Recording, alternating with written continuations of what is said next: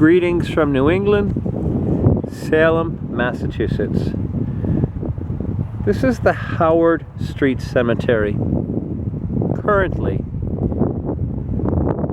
But in 1692, this was just an empty field.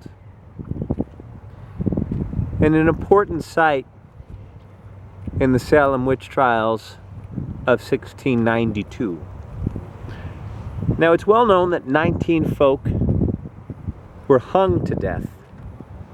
There's a misconception that folks were burned at the stake.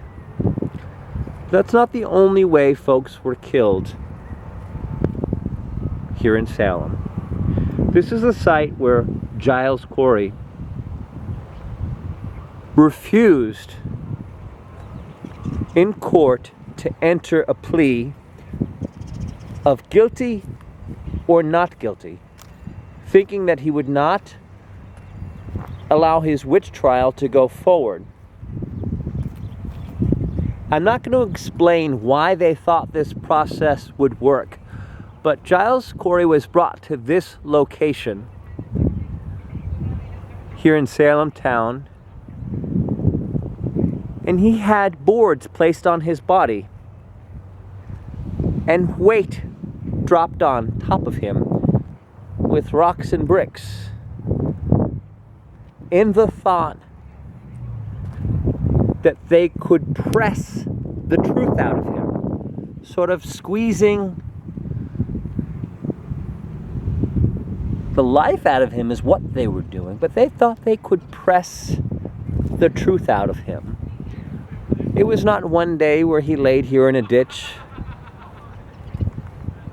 not declaring himself guilty or not guilty.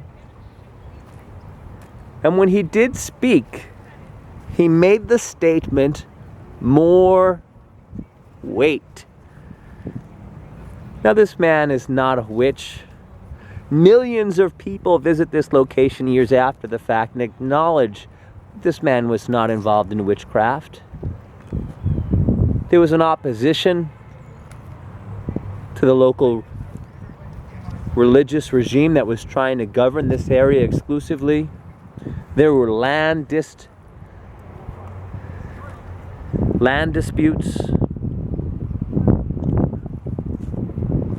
and a man's life was lost right here at this location. But when we think about Giles Corey, he rebelled against an oppressive system. He looked at what was required to take this case to court, which was a plea of guilty versus not guilty. And instead of looking at this location as the place where we lost Giles Corey, let's look at it as an empowering location,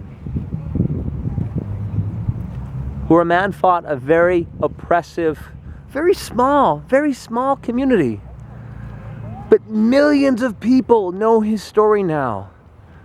And I think that's what's the message we're to take away from this location.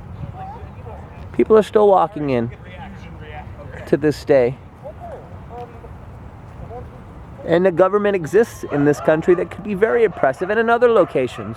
And this man, he did what he could by not pleading guilty or not guilty.